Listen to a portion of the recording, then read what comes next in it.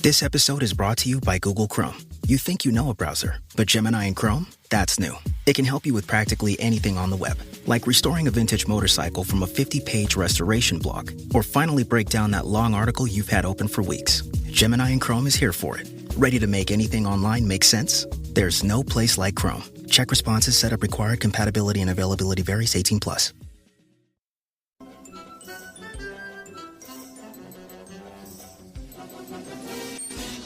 And welcome to a new episode of The Simpsons Did It. I'm your host, Steven Sklansky. And I'm your co-host, Robert Sklansky. And this week, we really hate television. Just hate it. I don't hate television. Hate television. It's so full of garbage and crap that we need to get rid of it now. No. How dare you? Damn. I will blow this nuke up if you do that. Oh, will you?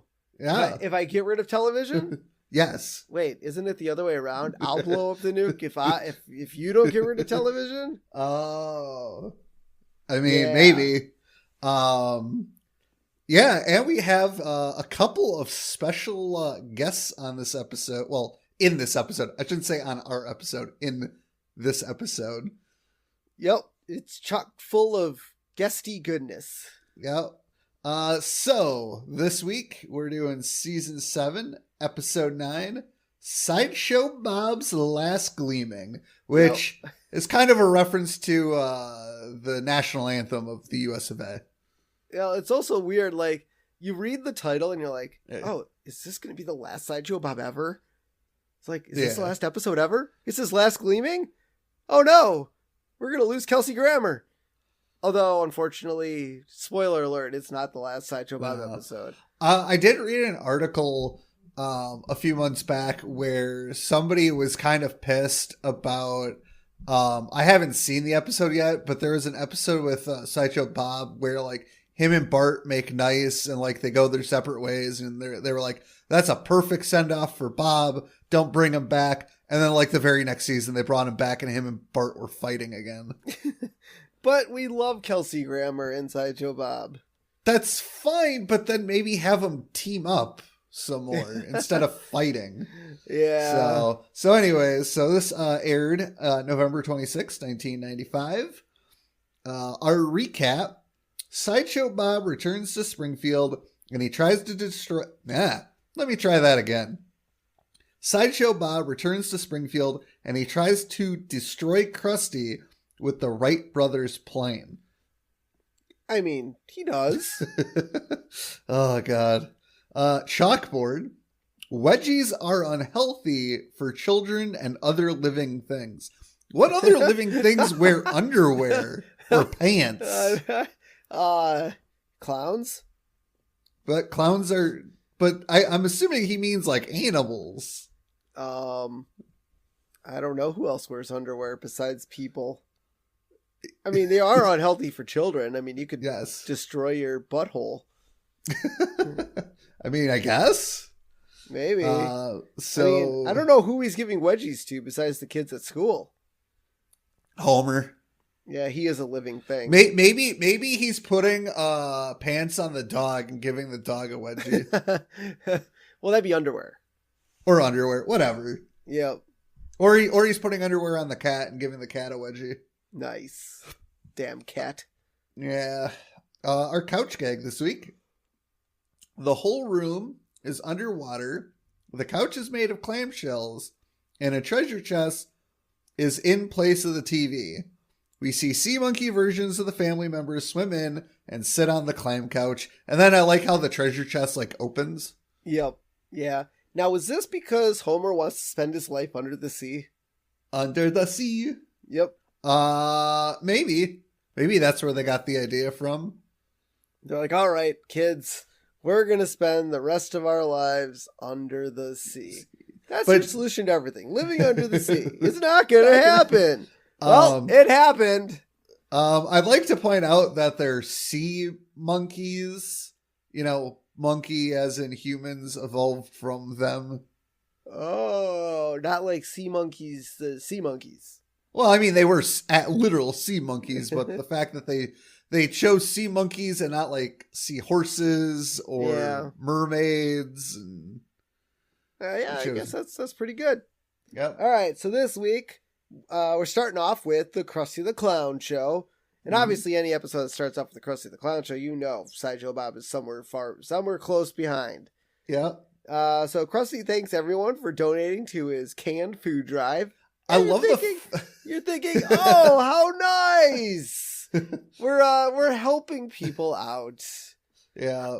Krusty's not thinking about himself for once.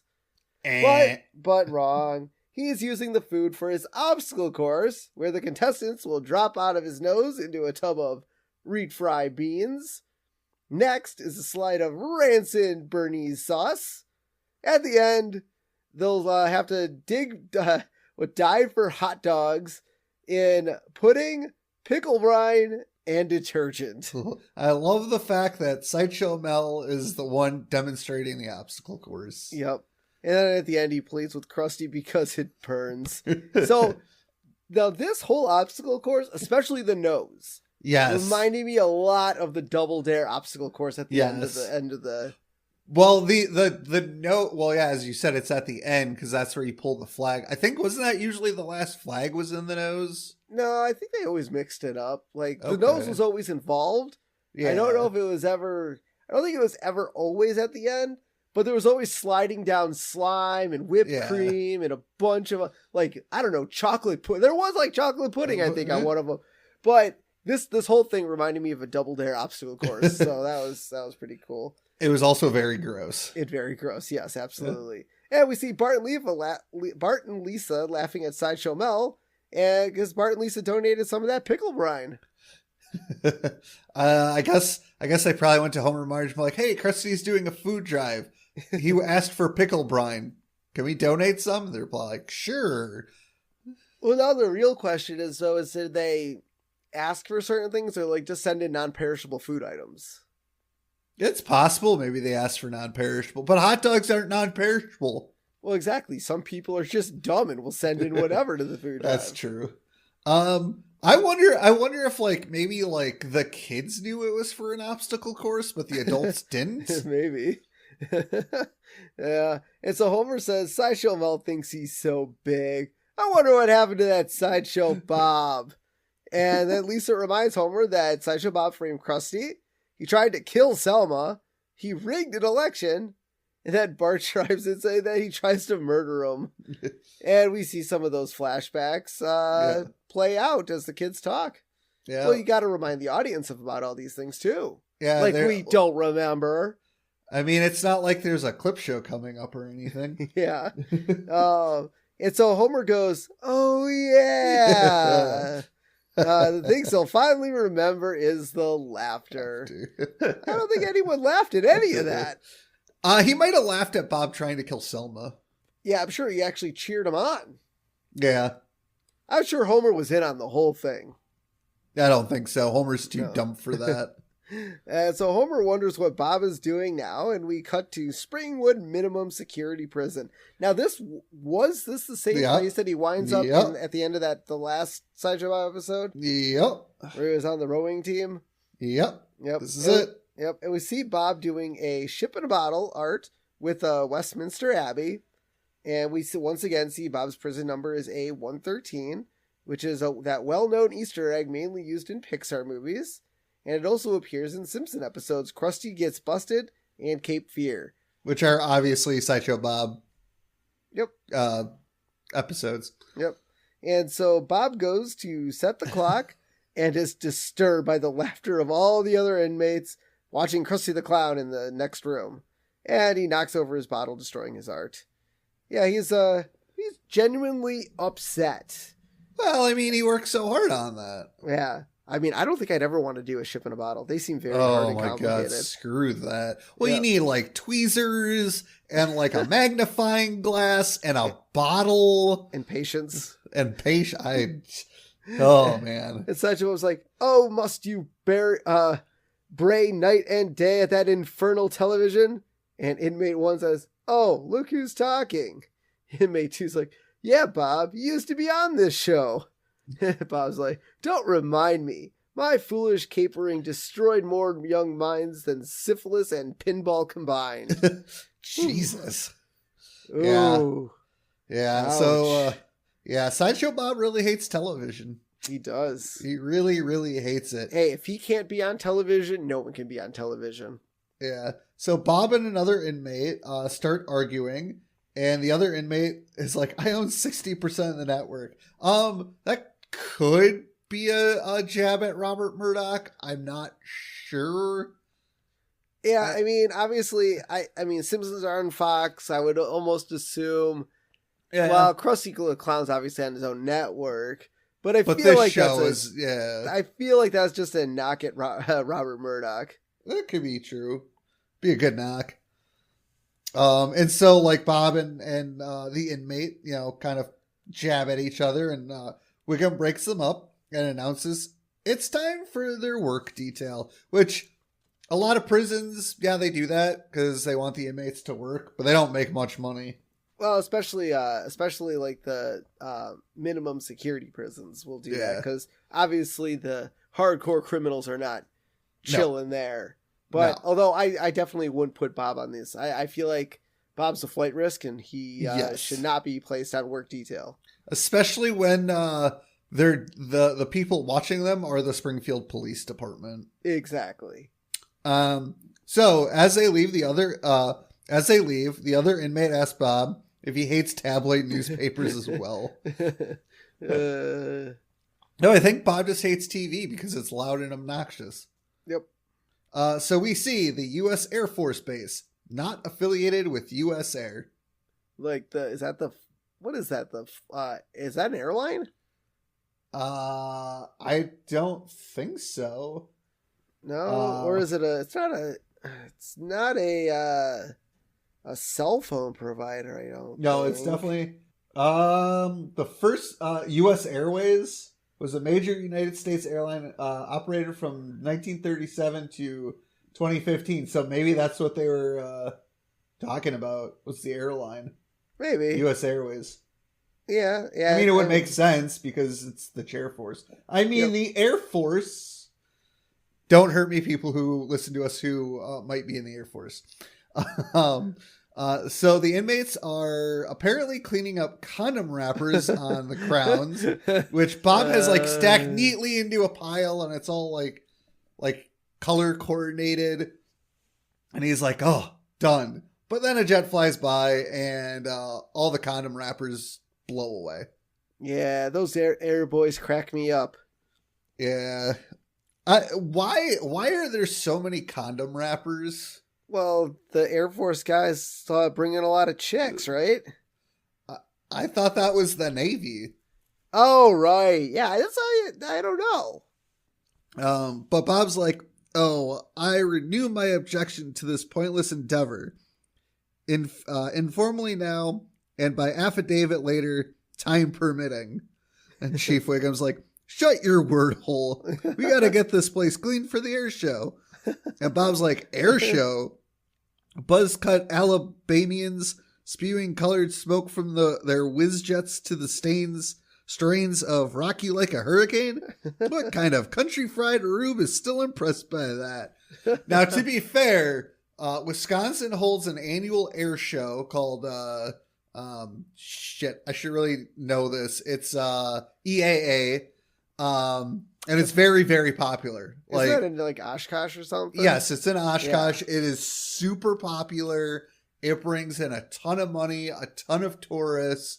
I don't go to it. I don't think I've ever been to it. I think I've seen one air show in my lifetime.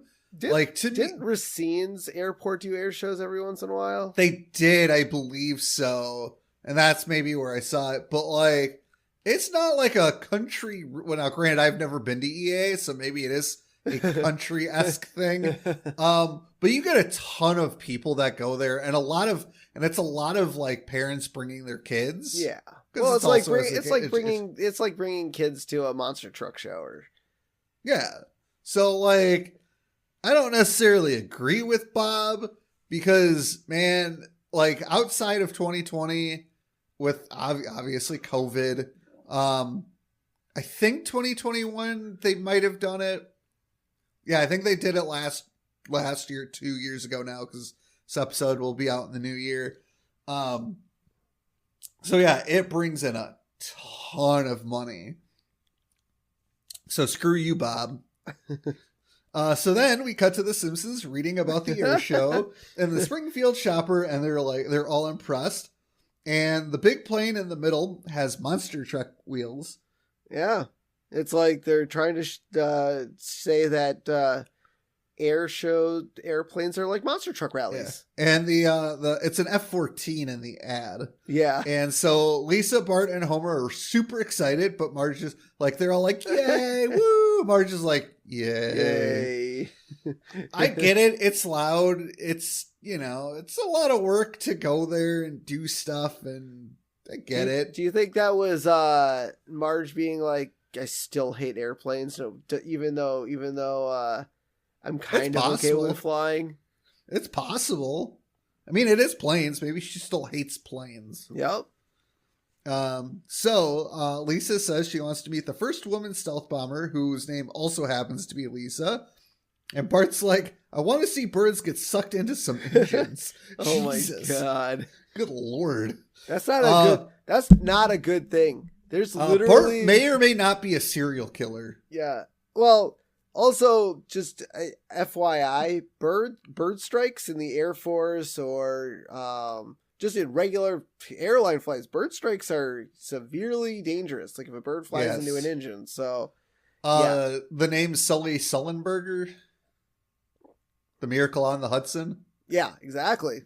Yeah. And this year, Marge made earplugs out of biscuit dough.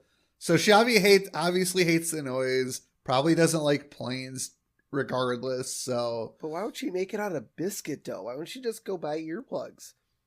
Maybe Springfield doesn't have earplugs. Just all the Targets or Walgreens or Quickie Marts, they're just out of earplugs. Or Apu upsells earplugs so much that it's just cheaper for Marge to make her own. I guess. So now we see Bob trying to go to bed, but his bunkmate watches TV, and I forget the actress's name, but she sold out to Fox, and Bob's all upset, and he's like, oh. Yep. Doesn't like it. No. Trying to sleep. Well, wasn't she was like one of his like favorite actresses or something, and he's like, goddamn sellouts. Yeah. TV's ruined some of the best actresses in the world. Yep. So then we cut to the next day where Wiggum watches the prisoners clean off planes, and we learn that the prisoners are getting paid 5 cents an hour, which, as I said before, it's basically free slave labor. Yep. And that's kind of how it is currently. So Bob stops for a second to like wipe his brow because he's sweating, and Wiggum tells Bob to quit standing around and to get busy, to which Sideshow Bob replies that, oh, I'll get busy, and does his evil laughter. And Wiggum starts laughing along with Bob, and Bob just kind of stops and stares, and Wiggum's like, you still got it, Bob. Yeah. So the air show is the day, obviously, everyone's out there cleaning the airport, or airport, maybe Air Force Base. And the Simpsons drive up, and Bart yells at the soldier that he's doing a good job guarding the parking lot. Hey, Top Gun, you're doing a great job guarding the parking lot. Yeah. I got 3 medals for this. God, what happened while guarding a parking lot that he got frickin' medals? Red Dawn. The commies. Yep. Damn commies. And so we see Wiggum and Lou are getting the prisoners back on the bus. As everyone comes to the air show. You can't have hardened criminals while the general public is there. No. And Wiggum's like, "Hey, where's Sideshow Bob and that guy who eat people and takes their faces?" And that is a reference to Steve Buscemi's character in Con Air. Are you sure? Because that could also be a reference to Leatherface. No, because Leatherface wore people's faces. Yeah, but And he was a cannibal. I know, but I'm assuming Air Force, airplanes. I don't know. I felt like Steve Buscemi's character was more in line with what was going on in the actual show. Not a hidden. I hate to break it to you, but it is not a Con Air reference. No? When did Con Air come out? 97. Oh, a couple of years off. Okay, well, I guess we'll stick with... no, Leatherface didn't eat people. He just stole their faces. No, he was a cannibal. Was he? Yeah. Guess it's been a while since I've seen Texas Chainsaw Massacre. Yeah. Might have to go back. Well, and there was it. Well, I don't know if he was a cannibal, but the family was. Oh, yeah. Yeah. All right. And normal looking prisoner. I'm right here, Chief. See, that's why I kind of thought Con Air, because that's like a Steve Buscemi-esque character. Yeah, you're 2 years too early. I know, it's kind of sad. And Wiggum's like, oh, then where's Sideshow Bob? And another prisoner's like, he ran off. Oh, great. Well, if anyone asks, I beat him to death, okay? Jesus Christ. I don't think Wiggum beat anyone to death. No, he did not. He would get too tired out on his second swing. Probably. So the bus pulls away, but we see Bob hiding behind a statue that reads, Home of the Flying 83rd Stunt Flying Wing. And I love how the planes on the statue like kind of come off so that like his hair can hide behind it. Yep. Yeah. And so we see the Simpsons are looking at a Harrier jet, and Marge is amazed that it has 5 tires. Wow. That's crazy, Marge. Super exciting. Don't most planes only have 4 though? No, so the rear wheels always have 2 each. And then I think it depends on the weight of the plane, but the front tire either has 1 or 2. Oh, okay.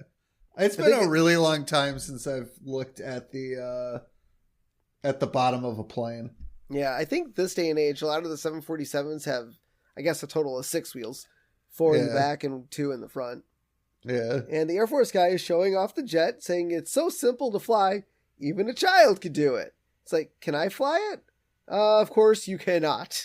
Yeah, Lisa. You didn't specify what Lisa asked. We'll see how easy this plane is to fly here shortly. Well, it's easy to fly per se. And so now we see the Duff blimp. Mm-hmm. And a sign that reads, Duff and the Air Force, 50 years of flying high. Yep, they're drunk Air Force biz. That's why there's all those condom wrappers. Yep. So people, I love how we see people covering up a sign at the Duff blimp that makes it seem like they're giving away free Duff. And Homer's like, Viva life! And so Homer is so excited, he runs over and starts drinking. And as people walk away, they reveal the full sign, which says alcohol-free Duff, $6. So I meant to actually count to see how many he drank because he was charged $48, which means he drank 8 cups. I would have to imagine he at least drank 8, if not maybe more, and the guy just was like trying to count really fast. Maybe. But the cashier rings it up to the tune of $48. And so Homer fakes fainting and crawls away. It almost looked like he was like, a drunk passing out sort of thing. Yeah. And yeah, so apparently that gets you out of paying your tab. Like the guy couldn't see him. We see a sign that says, sit in a real F-15 fighter. Now, I'm sure there's a way to child-proof these fighter jets so, kids could sit in them. I would have to imagine. I'm pretty sure if the plane's not turned on, buttons don't work. Yeah, I would. Buttons don't work, but I guess I would be wondering. So obviously, in a few minutes, we'll say what happened. I'll keep going and then I'll explain. So we see Milhouse sitting in the F-15, and he's pretending to kill his parents for sending him to a psychiatrist. And then he also pretends to kill a psychiatrist, Dr. Sally Wexler. Waxler. So she actually, her name comes up again, I believe, in season 10. Oh, really? Yes. And I did read somewhere that this little scene was the scene that gave the writers the idea to have Luann and Kirk divorce. Oh, gotcha. I don't know if that's true. I mean, it makes sense. But yeah, he's like, take that, Mom and Dad. I mean, boy, Milhouse definitely has a few problems. Yeah. And then Milhouse starts hitting buttons and ejects himself from the jet. So, I mean, watching the latest Top Gun movie. Haven't seen it. And even older Top Gun movies and stuff like that. There's literally only one other Top Gun movie. Yes. No, I'm just saying other Air Force Base type movies. But typically on most fighter jets, to eject your seat, there's actually like a kind of like a parachute ripcord, like in between your legs. You literally pull it to disengage your seat from the base. It's not a button. So unless that's changed or, you know, it's different in the movies maybe. But I mean, I feel like Top Gun's pretty authentic because Tom Cruise really wouldn't do anything less. But yeah, typically ejects are like a lever in between your seat. You physically pull. It's not just a button you press. But even if it is a button you press, usually the whole plane would have to be turned on for the buttons to function. Also, I feel like, now granted, this is in Springfield, and it's the Air Force there. I feel like they'd also disable anything that could do harm. Yeah, so like a good example is like we do a lot of farm equipment displays in Minnesota, and they also do like Public Works does like garbage trucks, snow plows, stuff like that.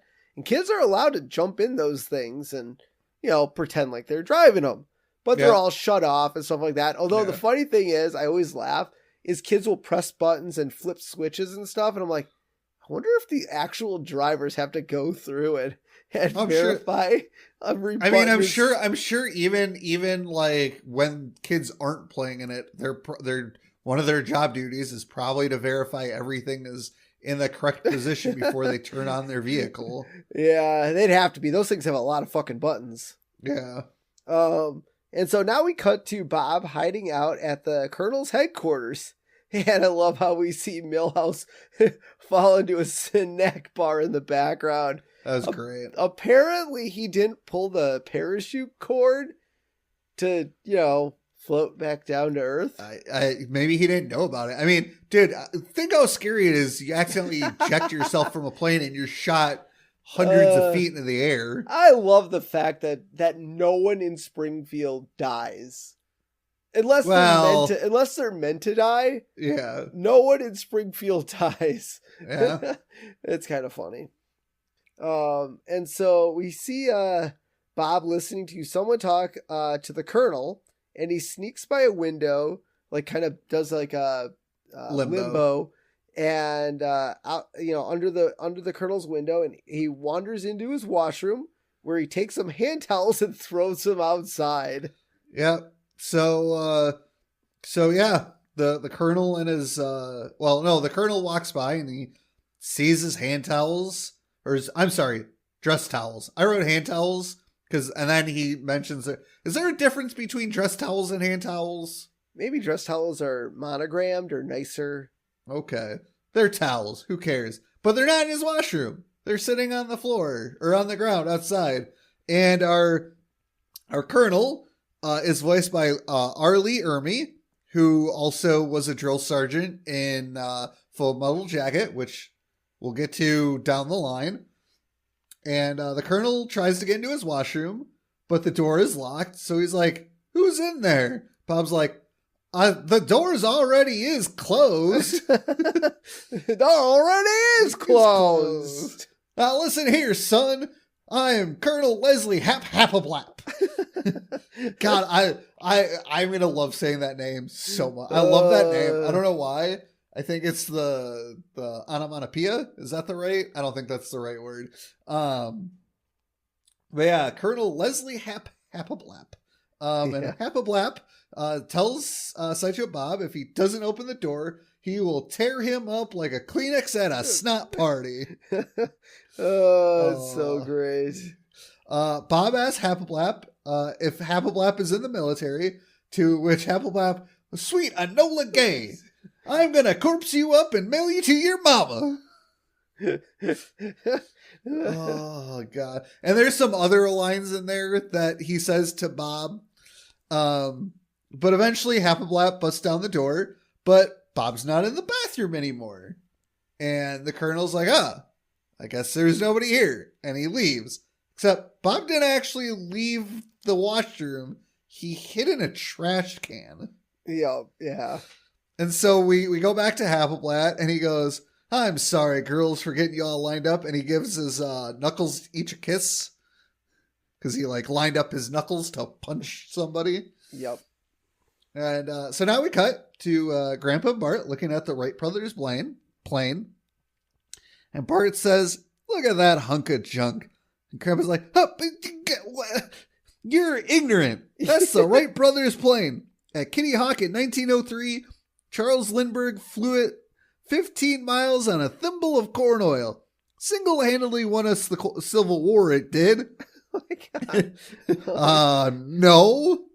No. All of that is wrong. Bart's like, so how do you know so much about American history? Grandpa's like, I pieced it together, mostly from sugar packets. Did sugar packets depict American history back then? I don't know. I don't think so. It's Grandpa. He's a senile old man. Yep.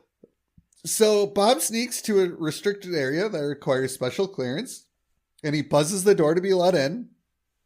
And the soldier inside asks for a clearance code, and Bob, in his Colonel Happenblatt voice, recites what he wrote down and says something needs to be cleaned up, and he's like, leave now, or else I'll tear you up like a Kleenex setup. Oh, snot party. Bob did not want to say that line. Oh my God. Sweet Enola Gay, son. And so the soldier, runs out and swings the door open, and Bob uses his giant foot to stop the door from closing so he can sneak in. And as he sneaks in, he gets his hair caught in the door. Yep. Because, he's got giant hair. And so now we cut to the bleachers where, citizens are sitting, and there's a giant television screen. And the name of the giant television screen is called Tyrannovision. Like Tyrannosaurus? It's a big monster? Maybe. I was maybe thinking tyranny, but I guess Tyrannosaurus works better. Yeah. And so Homer goes to the bleachers where Marge is sitting, and he's bought some hot dogs and popcorns for him and the kids. And he tells Marge they didn't have any aspirin for her, so he bought her cigarettes. Yeah. To help with her headache. Yep. Well, yeah, cigarettes will help with your headache, right? I have no idea. I think she almost contemplated lighting one up, too. Yeah. So Marge thinks her headache will go away once the show starts, but she's sitting right by the loudspeaker that has feedback. Yeah. As they're getting ready for the Colonel to speak, there's a feedback loop. That's annoying as shit. Yep. And so we see Colonel Happenblatt welcoming everyone to the air show. And it says, it's a great day for an air show. And there isn't a cloud in the sky. That's good. See all the airplanes. That's always good.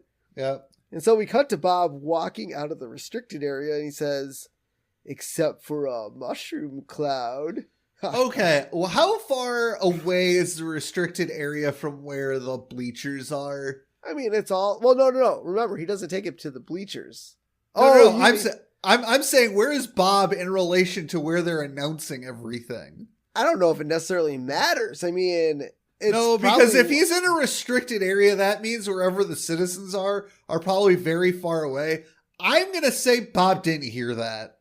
I don't know, though. You never know how loud those loudspeakers are. I don't know. They might be pretty loud. Bob has good ears. Maybe. But Bob starts up his evil laugh when he walks away with the bomb. I love that camera shot.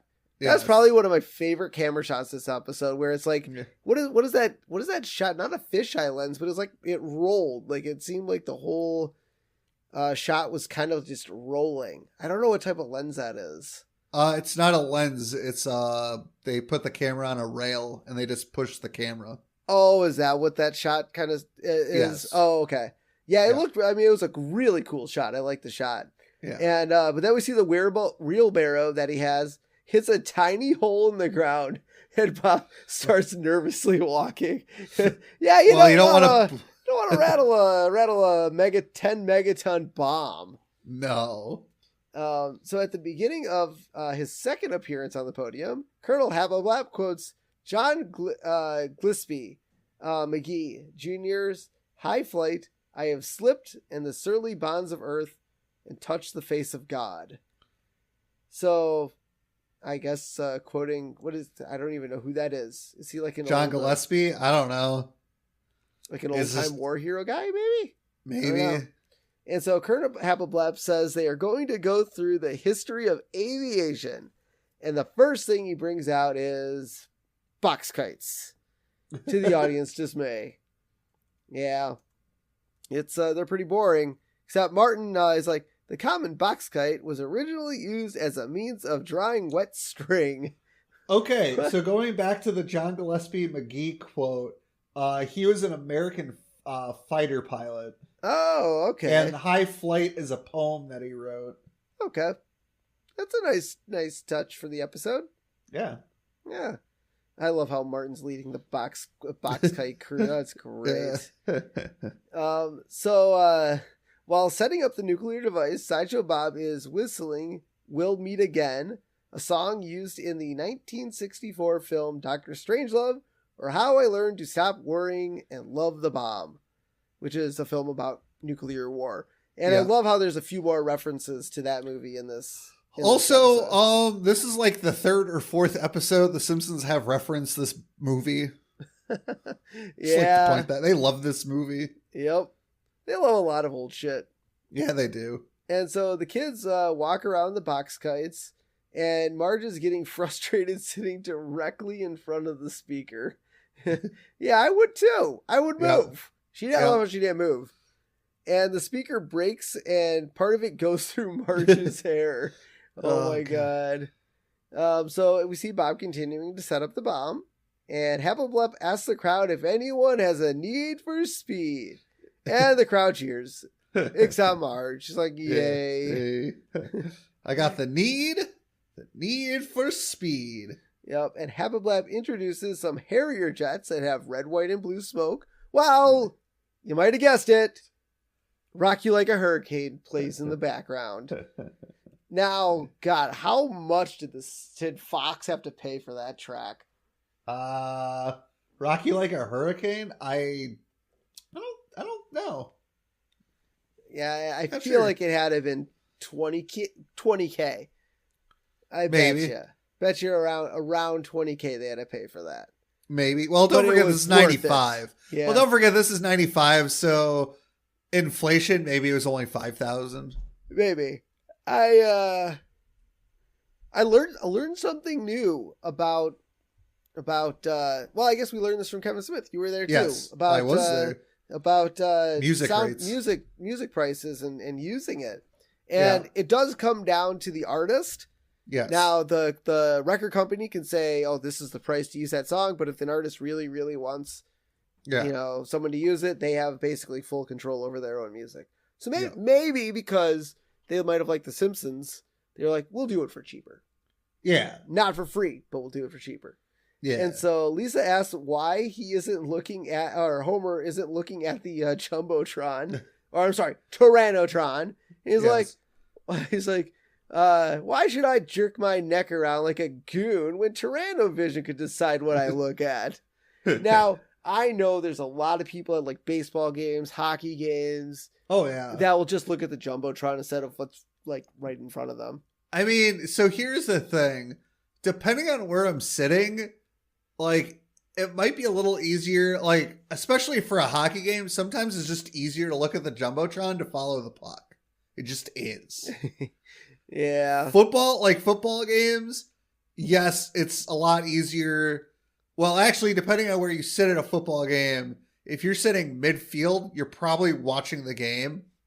But if you're sitting at an end zone, you're like, depending on where the ball is, you're watching the Jumbotron because, if the ball's like 90, 100 yards away from you, you can't see what's going on. And you get a better close-up of watching the Jumbotron. I get it. If all you're doing is watching the Jumbotron, you might as well have just stayed home and not paid money to go. Yep. Yeah. And I like how after Homer looks at it, Maggie pops up on the Tyrannovision. He's like, "Hi, Maggie." He like waves his hand. Dude, if I were Maggie, I'd be so stoked to be on the Tyrannovision. She's a baby. She probably doesn't understand. Yeah. And then Bob takes control of Tyrannovision. And Homer's like, "You're not Maggie." Yeah. And Bart and the rest of the crowd gasp in most likely horror. And Bob's like, "Hello, Springfield. Sorry to divert your attention from all the big noises and shiny things, but something's been troubling me lately. Television.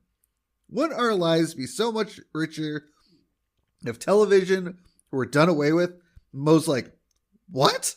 Dr. Hibbert's like, "Surely he's not talking about VH1. Oh my God. Apparently Dr. Hibbert watches VH1, everybody. Yeah, I mean, who watches MTV? Nobody, because they don't play music anymore. No, I mean, back in the 90s, everyone watched MTV. Yeah. Although VH1 was pretty good for music videos. Yeah. And Bob's like, "Why, we could revive the lost arts of conversation and scrimshaw." The fuck is scrimshaw? I have no idea. Maybe like some sort of public, I don't know, public speaking thing, or here we go. Scrimshaw. Scrimshaw, the decoration of bone or ivory objects such as whale's teeth or walrus tusks with fanciful designs. It's scroll work. Scroll work, engravings, and carvings done in bone or ivory. Well, he's a Republican, so I can see it. Hey-o! So anyways, I love how even the Harrier jets are watching the Tyrannovision, like the pilots in the Harrier jets are watching this. So Bob suggests getting rid of TV permanently, and Homer yells at Bob to go back to Massachusetts. Go back to Massachusetts, you pinko. I'm assuming that means he's calling him a commie. Yeah. Pinko commie. Yeah. Yeah. So Bob shows the crowd his nuclear weapon and threatens to blow up the town if television isn't gone in 2 hours. By the way, screw Bob. You're causing people to lose jobs. Go screw yourself. Yeah, he must be a Republican. Yep. See? No, So he is. Bob, he almost ran for mayor for the Republican Party. Bob bids the crowd farewell, and then he comes back and he's like, "By the way, I'm aware of the irony of appearing on TV in order to decry it, so don't bother pointing that out." Oh man, that's so great. Good. So we hear a warning siren blaring, the crowd runs away, and Marge is like, "Nobody panic! Nobody panic!" And Lisa's like, "Marge, Mom, you're stepping on my heels." And Marge's like, "Oh, we can always buy new ones." It's like whatever shoes falls Don't off. panic. I'm the one panicking. Yeah. So the Air Force scrambles as everyone leaves the air show, and the guard from earlier asks if anybody wants their hand stamped for re-entry. No, they don't want their hands stamped for re-entry. They want to, get the fuck out of town. Look, man, a 10 megaton bomb. I think you might have to get like more than like 100 and some miles away before yes. That's gonna not blow you up or give you radiation poisoning. Yeah. So as everybody's like leaving, Bart like kind of ducks behind the crowd, and he's able to stay behind and see like the Air Force and the military guys with guns. He's like, "Ooh, I want to stick around when the guns go off." Dude, seriously, Bart is a sociopath. Sociopath. He wants to see birds get sucked into engines. He wants to see people getting murdered with guns. Kid's a sociopath. Well, I think we already established that. So the rest of the Simpsons are able to get beyond the gate, but Lisa sees Bart and runs back for him, and the gates close, locking them in on the Air Force base. Yep. And I love this, Marge tells the guard, "Oh, my children are in there." And the guard's like, Oh, you must be very proud, thinking they're part of the Air Force. Stop, my children are in there. Oh, you must be very proud. Yep. And He doesn't know the Simpsons. He doesn't know their story. No, he doesn't. So then we get panned down to the Earth into a war room, and halfway down, we see a random bunker with emergency rations buried in the ground. Yeah. How? Well, they probably built over it. I guess. So in the war room, Mayor Quimby says they will not negotiate with terrorists, but is there a city that will?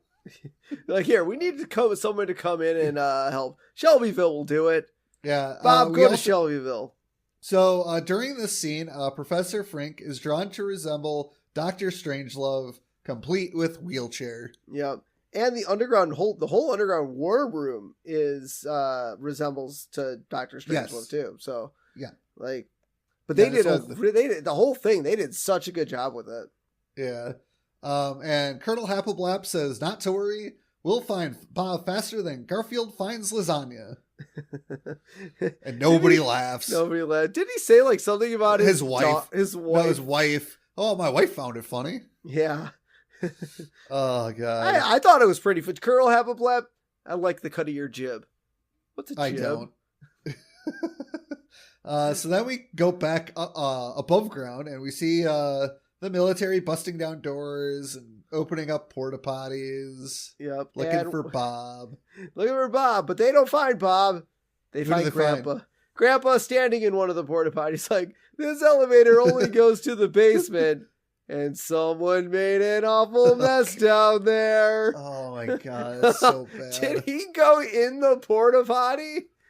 Did he stand in the toilet? Yes. I think so. Or did he just look down the hole and take a He might have looked. Yeah, he could have just looked down the hole. Oh, I don't know. I think it would have been better for that joke had his like up to his knees been like brown or something. Oh, that's that would have been so. Oh, you're gross. That would have been bad, but really funny. I think I would have liked it. So we see two military guys open up hangar 18, only to find an alien has its probe. There's also a UFO in there that's covered up. This is obviously a nod to Roswell, New Mexico. Yeah, I wish they would have chosen a different number for the hangar. Like, it could have been called, like, Hangar 51 or something. I think that would have been funnier. They should have done Hangar 69. Okay, or that, yes. Hangar 18 just doesn't have a good ring to it, I think. And so Lisa finds Bart in Colonel Happleblap's office, pretending to be a jet fighter. Yep. He's like... he's like using the pens. Yep, and he's like, air to nerd missile, launching, Bart! And so Lisa grabs Bart, but not before, Bart throws the toy rocket, calling it an air to nerd missile. Yeah. That's great. And Happleblap says that they couldn't find Bob, but all they did find was a lot of porno. And the magazines include American Breast Enthusiast, Granny Fanny, and Cheek Week. And that's why there's all those condom wrappers around the Air Force base. Yeah. I guess the Air Force are into women in porno mags, I guess.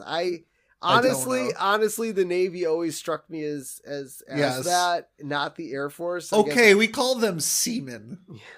Well, it's funny though. Like I guess Army, Navy. I mean, you never hear like these type of rumors, but it seems like it always seemed like Navy. Those rumors always were there, but I just never heard these types of rumors out of the Air Force. If any of our listeners were in the military and would like to tell us any of the like different things that like the Navy or Air Force or reserves are known for, like Marines. I know it's stereotypes, we want to try to stay away from it, but I really want to know. I just really want to know, like, was there something to this episode with the condoms and the porno mags? Yes. I would very much like to know.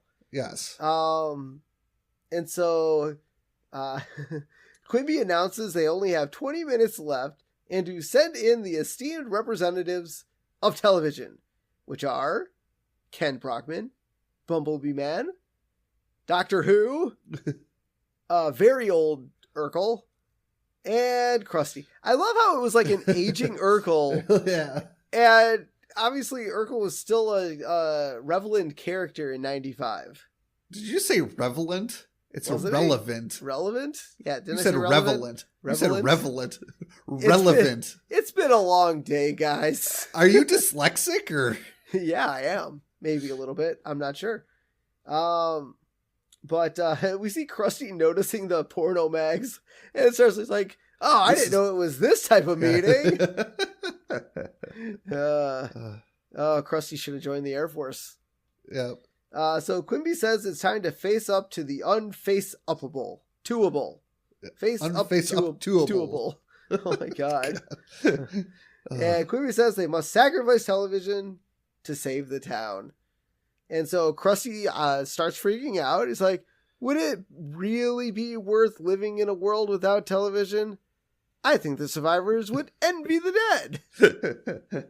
I mean, I could live without television. Would it be easy? No. I mean, this day and age, no. Okay. So the kids that obviously grew up on The Simpsons, yes. We loved watching The Simpsons. Obviously, TV was a big part of our lives. But even in the 90s, we got out and played and biked and went to friends' houses and did outdoor shit. Yeah. This day and age, man, kids are glued to tablets, Fortnite, gaming systems, their tablets. Boomer. Okay, boomer. I'm just saying, I've been in enough households where parents tend to shut their kids up by throwing a tablet at them and saying, play on this. I mean, it's crazy. I mean, it really is. But, I mean, I feel like kids should definitely get out more, do stuff. Yes. And so Quimby likes Krusty's passions, but television must go. Yep. And so we see Channel 11 is blown up. Channel 3 pushes their satellite dish off the roof, causing an accident at street level. So honestly, here's the thing. Bob said get rid of television. He didn't say anything about blowing up buildings or pushing off satellites. You know how easy it is to kill a transmission? Now, okay, I would like to know if this Sideshow Bob broadcast was nationwide or local. Probably local. Okay. Because remember, this is 95, so yes, cable was available, but I feel like cable was more of a luxury still in the mid-90s. Yeah. Like, I know one of our TVs had cable, and the rest of it was... I know people who didn't have it. Like, I had friends that didn't have cable. Yeah, so, I mean, I feel like in 95, this would just be broadcast in Spring. So don't forget, he's just in Springfield. He's not going anywhere else. So he doesn't... But that's the thing, though. I feel like if, let's say, he was watching Fox, or his bunkmate was watching Fox, would have been a nationally televised show? No, because the way it works is that the transmission comes from the TV station. So I work at ABC. If you're watching anything that's considered network, we're transmitting the signal and they're broadcasting it through us. So we get the feed and then we send the feed out. So it's another step. So in this case, you don't need to blow up buildings. You don't need to push off the satellite and cause a commotion at ground level. You just unplug everything. Yeah, exactly. Just hit the off switch. Come on. Just hit the off switch. And then once Bob is found, you plug everything back in. Yep. And so Ken Brockman gives his send-off speech. And he's like, and as my final newscast draws to a close, I'm reminded of a few of the events that brought me closer to you. The collapse of the Soviet Union. Premium ice cream price wars. Dogs that were mistakenly issued major credit cards. Oh, wait. Did we cover that episode yet? No, that's still future. That's still that's a little foreshadowing there, maybe. And others who weren't so lucky. And so, farewell. And don't forget to look for my new column in PC World magazine. And that title, the title of the PC World magazine was Getting the Most from Your Modem. Yeah. So the episode that I'm thinking of is in season 8. So it's next season. So it's actually okay. I wonder, I almost love if people in like the writing room jot down certain things. Like just certain things. Like this little piece from the quote. A dog that gets a major credit card. And they're like, put that on the board. We're going to use that at some point. I mean, to be fair, they had the whole Milhouse in the fighter jet, yelling at his parents, and it's very possible they use that scene to divorce them. Yep. No, it's crazy. It's crazy to think how much stuff that they put into the episode. Yeah. That they're like, well, we could just use that. Let's make a whole episode wrapped around Santa's little helper getting a credit card. Maybe. Yep. And so then we get Channel Ocho saying their goodbyes. As Bob watches on, and they're, it's like, they all come up on stage, even the Goya Beans lady and the Bumblebee man, and everyone gets together, and Bob's like, success! They're giving in! Blast! I should have made more demands! Some decent local marmalade for me, for one. Oh well, next time. He thinks there's going to be a next time. Yeah. I mean, that is pretty funny. His only demand was to get rid of television. Apparently it was a lot easier than he expected it to be. Well, when you threaten people with a 10 megaton bomb. Yeah, they're about to do little things. So Krusty's set's starting to get taken apart, and they take his extending boxing glove, which they haven't made since the war. I find that hard to believe. Yeah, that too. Which war? And so as Krusty is standing there, watch them take everything he has, he notices the emergency broadcast system, and he's like, well, if I can stay on the air, I would have 100% of the audience. Okay, I have a question. Is the emergency broadcast system its own, like, station? Maybe back in the mid-90s. My thought process on this would be like, if there's an emergency, in this day and age, it would be an alert. Like, you'd get your phone would alert you. Like, if there was an emergency and, like, none of the TV stations were working. Like, in this instance, it almost seems to me like this is like a public access spot, but I don't think there's an actual, like, place where you can get on air to, like, broadcast stuff. It would just be like the TV station would put an alert on their screen. And it would just be an interruption, right? Like, they're like, we interrupt your regular broadcast for this emergency. So, okay, bulletin. You know how, I don't know the last time you've actually watched, like, not over the air, but, like, you've watched the regular NBC station or the regular Fox station, where they always do that EAS test, where it's like, this is not this is just a test. Yep. To me, that is the emergency broadcast system. Now, do you guys do that, or is that from someone else? So you press a button. You press a button to make that happen. Correct. Okay. So, like, I've actually done a few. The ones that I do normally go out over air roughly around midnight. I know there's midday ones. Oh, so you're not the asshole that interrupts my movie I'm watching in the middle of the day. No, I am not that asshole. I don't know. So here's the thing with those EAS tests. Obviously they're mandated by law that they need to run so that we make sure that they work in case there is an emergency. Well, where does that feed come from then?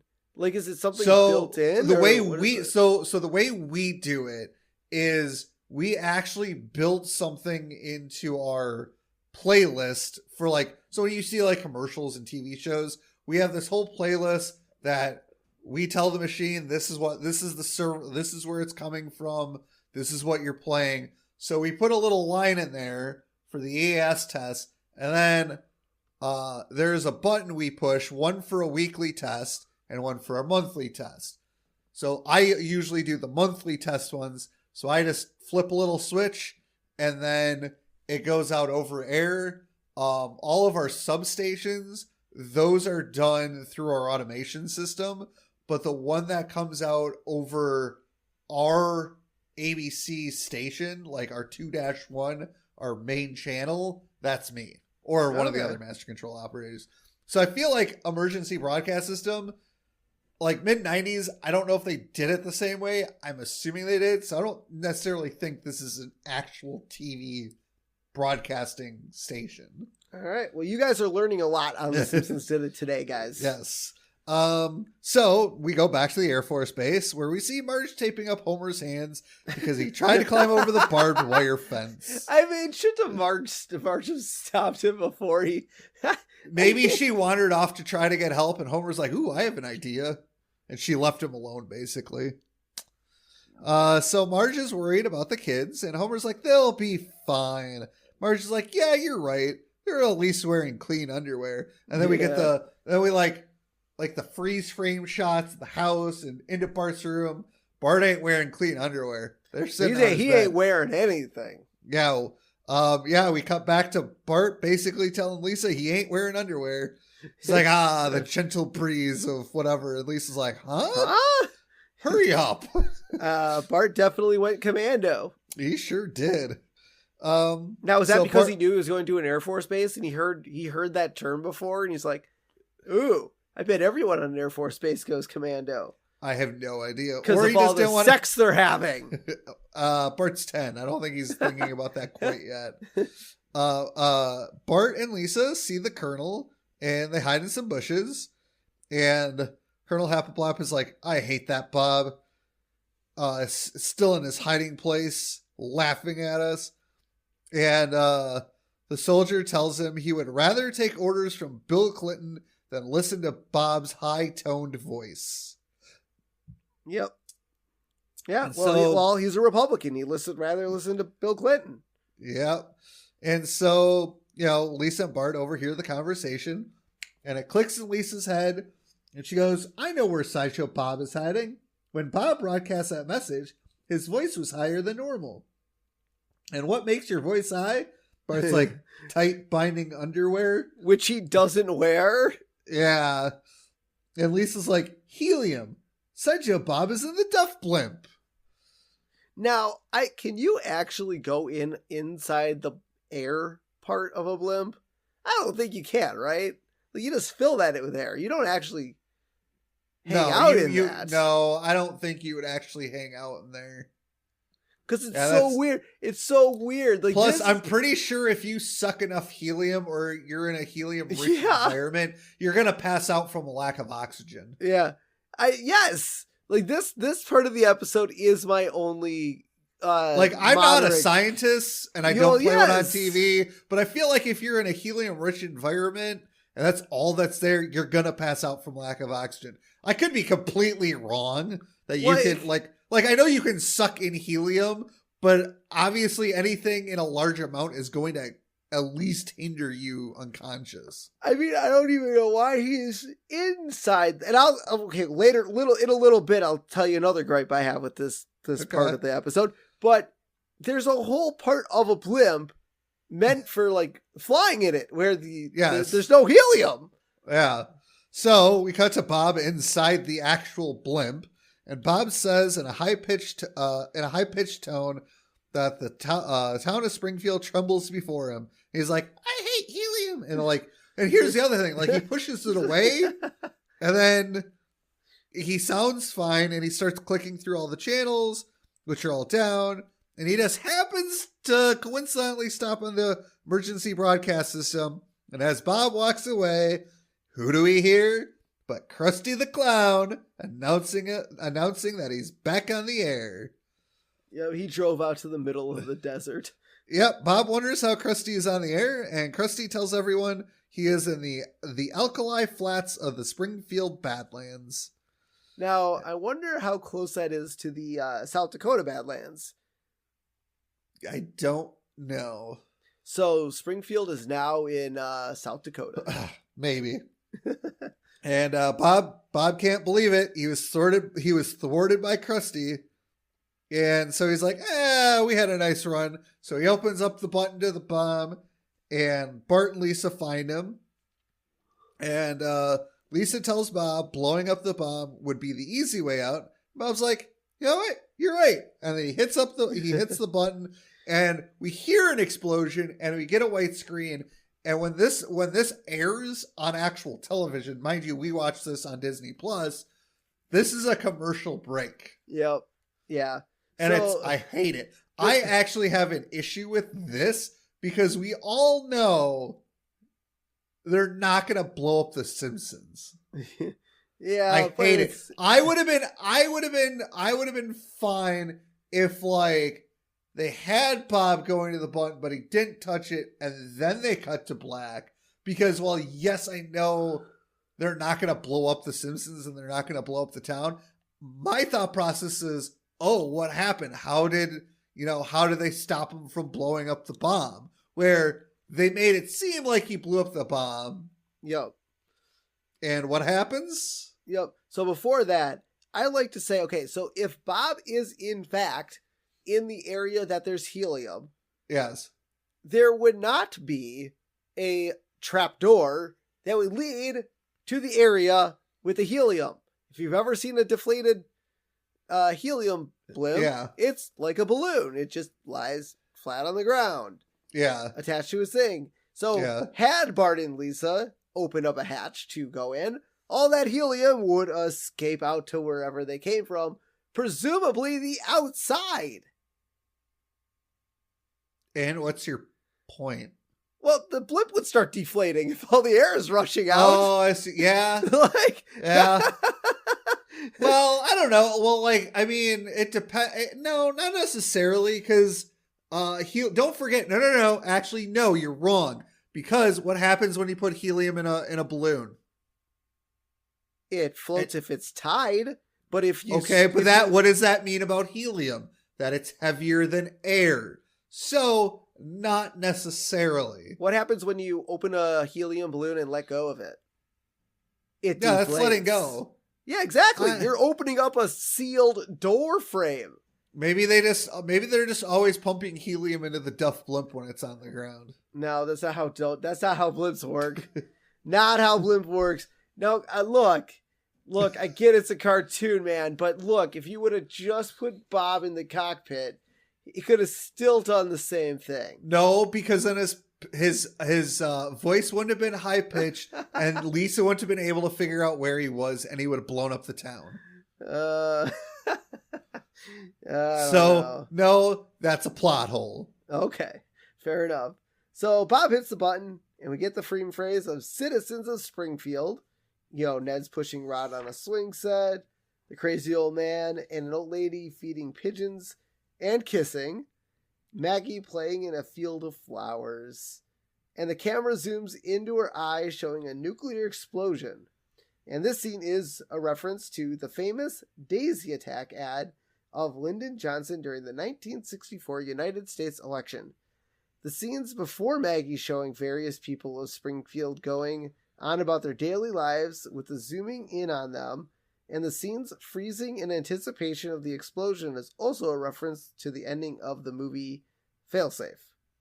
Never seen it. Nope. Never saw it. Nope. Yep. Old movie reference again. Yep. So the Bob ends up being a dud. And it blows some smoke. And the smoke detector that, is in the ceiling is obviously defective. And rats run out of... Wait, how is the smoke detector defective? It worked? Oh, I'm sorry.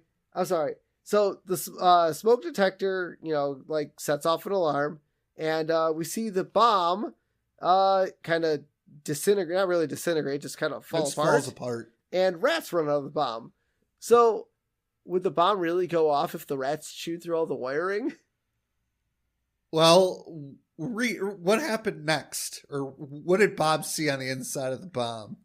Well, yes, the bomb does say best before November 1959. But I'm just saying, if there's 5-7 rats inside this thing. Would they have chewed through all the wires? Well, why do you think the whole thing fell apart? Yeah, exactly. But I don't think the bomb would have had any sort of charge to explode. No, it wouldn't have. Like, he could have pressed the button, and I would have loved this. But he presses the button, and then it falls apart with rats flying out of it. Like, I guess I get the whole he pressed the button, a mushroom cloud, go to commercial. Like that, yes. For television, that worked. In reality, I think maybe him pressing the button, the thing falling apart with rats coming up out of it would have been just as funny. I think it would have been more effective going back to him being in the balloon and the helium. Instead of that, him being in like the main box area where like you would be if you flew in it. Yep. And there was something around it that like they saw on the television, on the Tyrannovision, but like didn't necessarily give them away, but something that the kids would have seen. I understand you would have had to show something to kind of signal, oh, this is where he is. And then do all this, and then do your whole, oh, he pushes the button, the bomb falls apart. Yeah. You could still do the whole, freeze frame and all that stuff. Yeah. Yep. So I think maybe that would have worked a little bit better. I still think the whole reason they did the helium thing was as an effect of trying to make it funny. Yeah. Yep. And so Bart and Lisa try to escape, but Bob blocks the hatch with his foot. He likes getting his foot crushed. Oh, by the way, Bob curses at himself for not picking a newer bomb. Yeah. Instead of going for that retro charm. Yep. Yeah.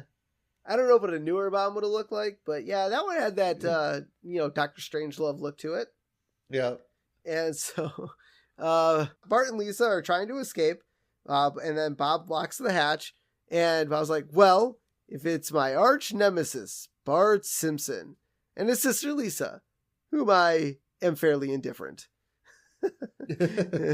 And Bart's like, so Krusty double-crossed you, but your basic plan was pure genius. Where do you get your ideas?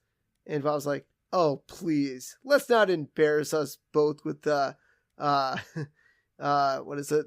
Hoary. Oh, that hoary old Stall the villain with flattery scheme. Well, that seems like Bart's MO. I mean, Sideshow Bob's trying to, all right. Well, yeah. All right, pump the brakes. No more stalling me. You've done it way too many times. You did it when I tried killing Selma. You did it to me during Cape Fear. Enough of this crap. No, he didn't. He didn't stall when he tried to kill Selma. They removed Selma before he could blow it up. Oh, that's right. Oh, that's right. And then, but yeah, you're right. I guess the Cape Fear was the other one. Yes. Well, then again, Bob stalled himself, but Bart caused the stall. Yes. Yep. And Bart stalls Bob, and Lisa types on a computer in the blimp. Once again, they're physically inside the helium chamber. I doubt there'd be a computer in there. Yeah. And he puts the message on the outside LED sign of the blimp. And Bart we'll get to what that says later. Yep. And Bart tells Bob he knew he would be smart to fall for his stall tactic. And Bob stops coming at Bart with his knife to ask Bart, what kind of smart? Book smart? No, Bob. No. And Wiggum announces that they found Bob and asked him to come out with his hands up. And Bob wants to know how they found him. And the sign on the blimp outside that Lisa typed said, help! Sideshow Bob is inside. His bomb was a dud. And then we get some bomb animation that fails. And then, thank you, Lisa Simpson. And then a bunch of heart emojis. Yep. I didn't know. I guess AOL Instant Message and ICQ and stuff like that was around. So I guess emojis existed. Yeah. Give or take. Now, who were we? I don't know if it was Gasselcast or not. I honestly can't remember. Someone I was watching recently was talking about emojis from back then when we actually had to use colon parentheses for a smiley face. You didn't actually get a smiley face. Oh. So I don't know in the 90s if they actually had I guess they probably didn't. Well, I guess this was more of a digital LED sign, so maybe they had hearts, stars, like stuff like that. But on a computer, though, yeah, you had to you had to be creative with your emojis. Yeah. And Bob cuts the blimp and escapes with Bart as the blimp falls over the police and military. So this is what I was saying. So obviously you open up something and the blimp deflates. I still think the hatch, I don't know how you would not be able to enter the hatch and have helium escape it from a sealed environment. Sorry. Back to that again. And Lisa points out that Bob is getting away. I love how she's just covered in the blimp. She's like, Bob is getting away. Like, she's mumbling it. Yep. And Bob hops into a Harrier jet, which doesn't sit well with Colonel because they have a war tomorrow. What war? What was 92? That was Operation Desert Storm. Yeah. So that's passed, and we haven't quite gotten to Bush yet. So no. I don't know if we were really in any specific war in the mid-90s. Well, I think Desert Storm was still going on in the mid-90s. Oh, was it? Okay. I believe so. Yep. And so there are two buttons in the jet that say stop and fly. And Bob thanks the idiots in the Air Force. Yeah. So once again, I don't know what jet Milhouse was in with all them buttons, but I don't know. This one was pretty easy. Yeah. And Bob hits the fly button, and the jet starts rolling down the runway, but into a ditch. Did not have enough speed to get to takeoff. Well, it didn't have enough runway to get to takeoff. Enough runway to get to takeoff, yeah. So Bob is able to sneak out of the jet with Bart and steals the Wright brothers plane next. And with Bart still at knife point. Apparently, Bob has good multitasking skills. Yep. And so Homer takes his car and breaks down the gate, but Bob flies by and Bart screams for help. And Homer tells Bart to hang on, and he backs up over the spikes, causing all four of his tires to go flat. So the problem is, if he pulled over the spikes first, yep. Tires were fine. Yep. The sign, where that sign was, that was on the outside. It was. Yep. So it should have been on the inside. So, yeah, that sign is wrong. Yeah. Because when you drive over the rounded side, it just kind of goes into its little hole. Yes. Yep. So Homer destroyed all four of his tires. Yeah. Gone. And so Lisa finds Homer and Marge, and she's like, Mom, I found Sideshow Bob's hideout, and I got a secret message to the police, and I had a blimp fall on me, and I was in an atomic blast, but I'm okay now. Homer's like, well, I wrecked the gate, but you don't see me bragging.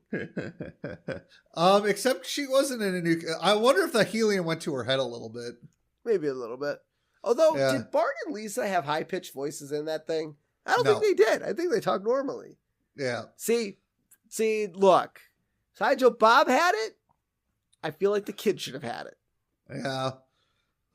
Lisa and Marge then hop in the car with Homer, and Homer drives off on his flats. Yeah, I mean, you can drive on a flat-ish tire, but not what he had. Not what you don't want to drive on your rims. I've done it once in my entire life. Yeah. And I was going like 2 miles an hour at most. But don't do it. Don't do it. I actually, and I should have listened to our dad. I believe it was my senior year of high school. Right before I left to go to school, our dad was like, oh, you have a flat tire, or it's a little flat, you should get it filled up. I'm like, I'll just do it after school. Well, lunch break, I had driven home. I drove back to school, and as I was leaving school for the end of the day, the tire popped, and I drove it all the way to the speedway that was by our high school at the time. That's still there, but that was a good mile away from school on a flat tire. Probably not the smartest thing I ever did. Nope. So Bob and Bart are still flying, and Bob talks about how back in the day, flying was a gentleman thing to do. And as he's saying this, Bart is spitting out bugs, and he's like, "Are you getting bugs too?" And Bob just like looks at him. And he's like, yes. So the Air Force decides to send 2 fighter jets after Bob. But Bob's plane is going so slow, they just fly right by him. Yeah. And the pilot suggests they just walk, which is what they do. Did they say like tactical airstrike is not going to work? No. Yeah. Perhaps we should get out and just walk. And that is what they do. So we have like some tanks. You got some army guys like reaching at the plane, but it's just out of reach. And you have Homer right by them. He says, and he's like, screw it. He goes around the Air Force and he pulls up next to the plane and he tells Bart to jump. And Bart elbows Bob to get away from him. And he runs down to the end of the plane and he throws his backpack to Homer. But because of the wind or the way Homer was driving on his flat fucking tires, it hits the hood of the car, rolls under the tires, and then in the distance, it explodes. What did Bart steal from the Air Force? Clearly a bomb or some TNT. I don't know. And so Homer's like, okay, boy, you're next. I got you. And Bart's like, and then as Bart is about to jump, he notices the police and he's like, oh, I don't need to jump. And he tells Bob he can't escape. He's like, if the nets don't get you, the tennis rackets will. No, was it the pool skimmers? It was the pool skimmers.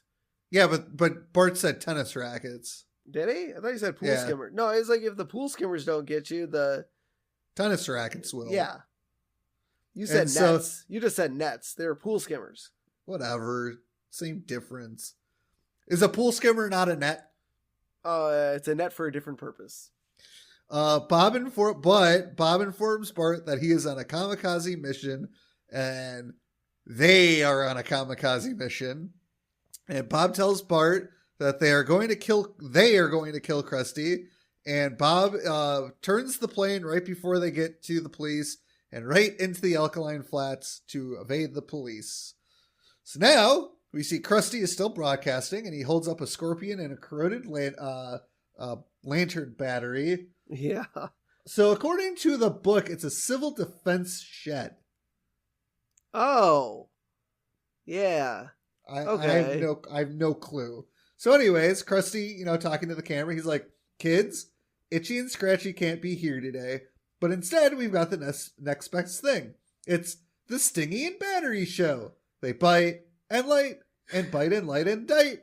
Light, yada yada. You know what I'm talking about. God. Did Krusty say he was going to be able to keep this up for like 16 hours straight or something? Yeah, something like that. I don't think he's going to make it. And Krusty drops the scorpion and he kind of freaks out a little bit. Yeah, I would. Yeah, I would too. So now we go back to Bob and Bart on the Wright brothers plane. And Bart tells Bob that he can't kill Krusty because he made Bob what he is today. Well, but did he? Bob kind of did that himself. Well, Krusty made him become completely crazy because of the way he treated him on the show. Okay, that's fair. But Bob did make the choice to frame him for robbery. He didn't have to. He could have just quit like a normal human being. Yeah, but Bob's not a normal human being. He's a Republican. Yeah. Bob doesn't care and keeps flying. And Krusty hears the plane and opens the door. And this kind of reminded me of that scene in Austin Powers where Austin is driving the steamroller and there's like a guard and Austin's like, get out of the way. Oh, yeah. Yep. Because Bart yells at Krusty to get out of the way. And the plane's so far away. So Krusty runs back into the building instead of just running out and then away from it. And jumps through the window in the back of the shed. But the plane is so slow, is too slow to hit the building. So Krusty's like, all right, I'll light up a cigarette while I wait to die. Yeah. And so Bob eventually is able to fly the plane into the building. But because the plane's only going like, I don't know, 8 miles an hour max. I don't know what the minimum speed to get an airplane in the air. Yeah, I don't know. But he definitely just hits that shack and just drops. Yep, him and Bart just fall off the Wright brothers plane and just fall to the ground. And then the Air Force comes up to the shed and The guy guarding the parking lot runs over the Wright brothers plane with a tank. Yeah. He's like, I'm sorry, we don't normally drive these. Yeah, you're the Air Force. Air Force. And so Wiggum cuffs Bob, and Colonel Happleblap comes up and he's like, what's your major malfunction? And this is reference to Arlie Ermey's role as the drill sergeant in Full Metal Jacket, which is kind of cool. That's amazing. Great. I love it. And so Marge runs up to Bart and starts kissing him and hugging him, and because she was scared for him. And Bart's like, Mom, not in front of the army guys. Yeah. So as the colonel, the colonel is putting Bob into the police car, and Bob's like, how ironic. My crusade against television has come to an end so formulaic it could have spewed from the power book of the laziest Hollywood hack. Really though? Could Hollywood have written this ending? I mean, really? Oh, you know how many villains are thwarted in the movies? I mean, that's fair. Well, that's because they're always like spewing their plan and stalling themselves. Bob didn't really stall himself. Bob was thwarted because he stole a plane that went like 8 to 10 miles an hour and wasn't going to do anything. Well, his original plan was to blow up the town. Yeah, but the bomb was a dud. Yeah. So did he have this backup plan? I mean, look, if you're setting off a nuclear warhead, you have to know you're going to die too. Yeah, so, I feel like this plan of flying into the building was a plan Z. Yeah. He was just like, screw it, I don't want to go back to jail and this bomb didn't blow up. What can I do? Oh, there's a jet. I'm going to steal it. Oh, shit. There's another plane. We'll steal that. Yeah. And so they're all standing around, and Grandpa pulls up in a motorcycle, and Grandpa's like, hey, everybody, I'm going to haul ass to Lollapalooza. Homer, Marge, Bart, and Lisa. Here we go again. I mean, the fuck was that ending? I mean, what the hell? Well, I don't know. Okay, look, we're about to get into the next episode, and I don't want to ruin anything, but even at the end of the next episode, they really got into the what crazy, wacky adventures are the Simpsons getting into next. And yeah, but here's the thing. Our next episode is their first clip show that they've done. Well, no, we have had, like, all the Maggie ones were always clip shows, weren't they? No, those are flashbacks. Oh, yeah, you're right. We didn't have a clip show yet, have we? No, April Fool's was a clip show. Oh, you're right, when he ended up in the hospital. Okay, yep. So it's their second, but the next episode is an actual, like, hey, this is a clip show. Yes, yep. This is stuff you've missed, stuff we're going to show you, different endings, but this, like, it's the dumbest. I think the only reason they ended it this way was because of Bob's last quote about how a Hollywood hack could have written this ending. Yeah. So, like, but, like, it's the weirdest ending. Yeah. Yeah, it's not my favorite. So, overall, for an episode, it's not my favorite Sideshow Bob, not my favorite episode of season 7. I'm going to go 4 sprinkles. I think Bob had a great idea, just what necessarily wasn't executed to the way that I probably would have done it. Stealing the nuclear device was great. Where he hid, not so great. I don't like that where he hid. I don't think, yes, I mean, if you're going to go out on a limb and say, okay, the helium voice made Lisa decide, but I feel like they could have done something else. It could have been Duff. It could have been Duff related. It could have. Here's the thing. It was probably easier to write it that way with the animation. Yeah, I guess. But Bart and Lisa opening it up. Now the floor just made it seem so rigid, and I guess that's how the balloon. So maybe Bart and Lisa came in up through the main control room. Well, obviously. Like, that'd be the only place they could come in. Yes. Theoretically. No, not theoretically. That is the only place they could have come from. But it would have to be, like, a hermetically sealed doorway. Maybe it was. We don't know. I know. Well, I don't know. Just weird. I'm not the biggest fan of the helium gag. But I am a big fan of Grandpa standing in a porta potty saying that someone made an awful mess down there. Krusty's bit, I love Krusty's bit. Everything from the beginning to the end, just like him, saying that I'm going to be television. Everyone's going to have to watch me. I loved it. I love that the idea for that got into his head, and he went out to the middle of the desert to basically have his own show. And I don't even think it was to piss off Sideshow Bob per se. I just think he was like, oh, I'm going to be the only person on TV. I'm going to do this. Yeah. I enjoy this episode. It's definitely not a 5 for me either. It's 4 sprinkles. I love the Hangar 18 joke. I know you didn't like the number, but that's super nitpicky. I love the whole Roswell thing. I love the war room scene. That's great. Again, as you mentioned, not my favorite Sideshow Bob episode. I do love the porta potty joke. I love Arlie Ermy with the special guest voice and the Colonel Happleblap. He did fantastic. Absolutely. I love the Colonel Happleblap stuff. Plus his name is just fun to say, Happleblap. It's great. The setup to this episode, it was okay. Obviously it was mostly, I would say it was all a story. I'm not the biggest fan of Bob even hating television. It was just a weird setup. It doesn't diminish the episode, and the writing for this episode is pretty good. Yeah. Some of the ideas aren't great. No.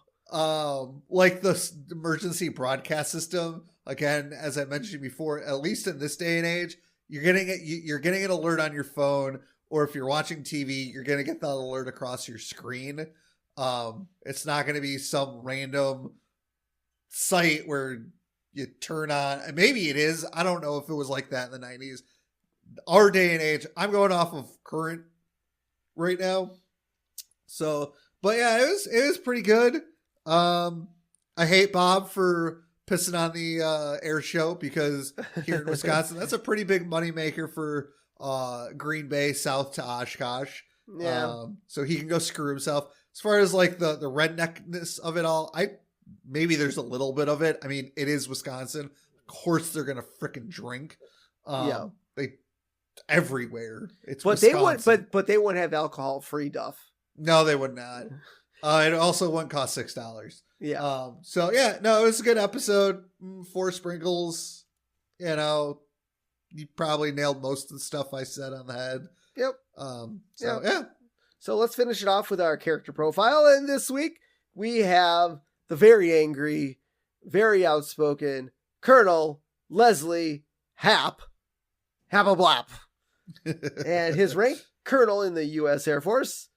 Most valued perk, his own private washroom, which every colonel should have. Yeah. Pet peeve, when someone locks him out of his private washroom. Yeah. I would be, yes, that would upset me.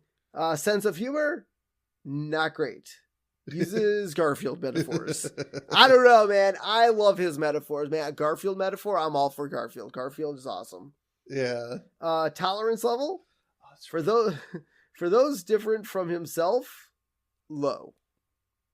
Yep. He has a very low tolerance level, especially for Sideshow Bob. Yeah. Fears, the Smithsonian. Yeah, we forgot to mention that. So when he steals the plane, he's like, oh, the Smithsonian's going to have my ass. Yep. I don't know why the Smithsonian would lend them anything. I mean, they're the Air Force. You figure they would be responsible. And respectful of airplanes. Yeah, exactly. Yeah, and if you don't open that door, I'll tail you up like a Kleenex at a snot party. All right, guys, this has been a very fun episode. I absolutely love it. So let's finish it off with where you can find us. Head over to Facebook, The Simpsons Did It Podcast. Head over to Instagram, The Simpsons Did It Pod. Head over to YouTube at The Simpsons Did It Podcast. Just search that and you'll get us. Make sure to like, subscribe, comment, do all that fun stuff so we know that you guys are watching. Because we always love knowing how we're doing and how everyone's watching. If you guys like to donate to our podcast to help us keep doing giveaways and little prizes and stickers and merch and stuff, head over to buymeacoffee.com/Simpsons Did It and donate us $1 or $2 because we're thirsty. If you'd like to leave us feedback, feel free to give us a call, 612-584-0986, and leave us a voicemail. So until next time, I'm Steven Skolansky. And I'm Robert Skolansky. And this has been The Simpsons Did It. Shh.